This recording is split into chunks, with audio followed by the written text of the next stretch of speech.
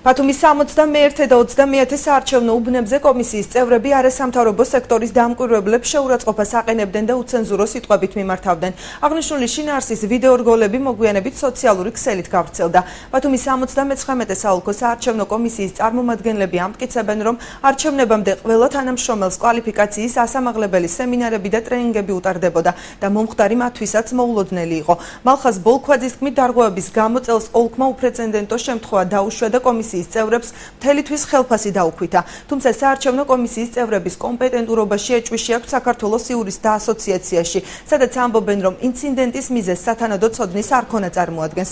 ორგანიზაციაში თვლიან, რომ მსგავსი დარღვევების მქონე პირებს სამომავლოდ არჩევნების მონიტორინგის საშუალება არ უნდა ჰქონდეთ, თუმცა ამჟამად კანონმდებლობა აღნიშნულ შეზღუდვას არ ითვალისწინებს.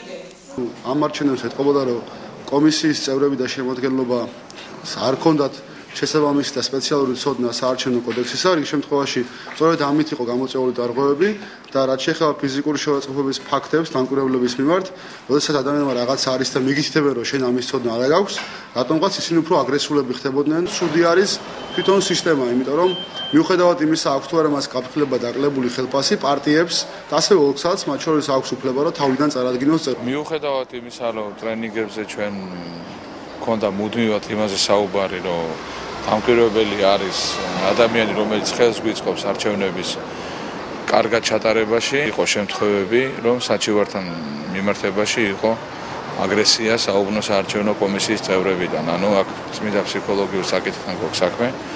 ადამიანებს, ასე ვთქვათ, აქვთ პრობლემა საჩივართან მიმართებაში, როცა საჩივარი იწერება, მათ უჭირთ უკვე თვითკონტროლი და თავშეკავება. მივიღეთ რამდენიმე მძიმე განკარგულება.